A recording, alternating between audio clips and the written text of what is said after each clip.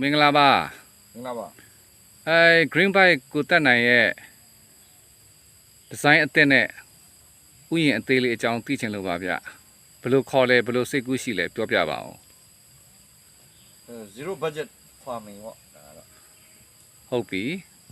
ဘယ်လိုပုံစံလေးလဲဘယ်လိုအတွေးလေးလဲ အဓိကတော့ဒီတည့်ရွက်6တည့်ရွက်ဆွေးအဲ့ဒါတွေကိုညီဆွေးလုပ်ပြီးတော့မှဒီလိုမျိုးမြက်တွေကိုလည်းမထွက်အောင်ပေါ့ပြန်ဖိရစနစ်ပေါ့တည့်ရွက်တွေနဲ့ပြန်ဖိရစနစ်ပေါ့အဲ့ဒါဆိုရင်ကျွန်တော်တို့ပေါင်းတော့သက်သာမယ်ရှည်ရှည်ကြရင်တော့တည့်ရွက်ဆွေးမှန်တယ်များပြီးလည်းထည့်လိုက်လို့ရှိလို့ရှိရင်တော့တမ်းမျိုးစာပါညာတာကမတုံးမဲနဲ့စင်ပြေတဲ့နီးစနစ်ပေါ့ရေရှည်မှာတော့တွင်းအားစုတွေကိုချွတ်တာတဲ့နီးစနစ်ပါပဲ ကျွန်တော်တို့စိုက်ပျိုးရေးမှာပြင်ပကနေပြီးတော့ဝယ်ယူရတာတွေကိုရှော့ချခြင်းတဲ့သဘောပေါ့နော် ကျင်းပတွင်းအားစုကိုရှော့ချပြီးစိုက်ဖို့အတွက်ဒါတစ်ကဘာလုံးကနှိုးဆော်လာပြီပေါ့ ဟုတ်ကဲ့ပါ ကိုယ့်ရဲ့ဇီဝနဲ့ကိုယ့်ရဲ့တဘာဝနဲ့လက်ကြောင်းကြီးတွေစိုက်ပျိုးတဲ့နီးစနစ်ကတော့ပြန်မလုပ်လို့မဖြစ်ဘူးဆိုတော့အနေထားဖြစ်တဲ့ကြောင့်စမ်းသပ်စိုက်ပျိုးတာပေါ့ ဟုတ်ကဲ့ပါအခုဒီမှာဗျကိုတက်နိုင်ဒီမှာကျွန်တော်ထောင်ထားတဲ့အုတ်ကျွတ်ပြားလေးတွေက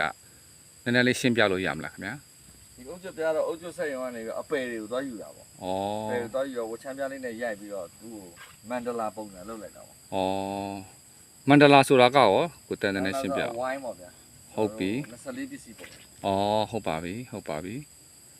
ဒီမှာကောဘယ်လိုမျိုးအပင်အသီးထဲ့ဖို့များစိတ်ကူးထားတာရှိပါသလဲ ကျွန်တော်တို့ဒီ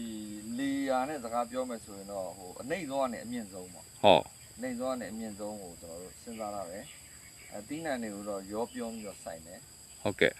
သီးနှံတွေကိုရောပြောစိုက်မယ်သီးနှံတွေကိုအလှည့်ကျစိုက်မယ်ပေါ့ဗျာ ဟုတ်ကဲ့ပါအဲ့တော့ခင်ဗျားပြောလိုက်တဲ့နာမည်မှာဆိုရင်တော့ zero budget eco family ပေါ့ဟုတ်ကဲ့ကျေးဇူးပါကိုတက်နိုင် thank you ပါ Thank you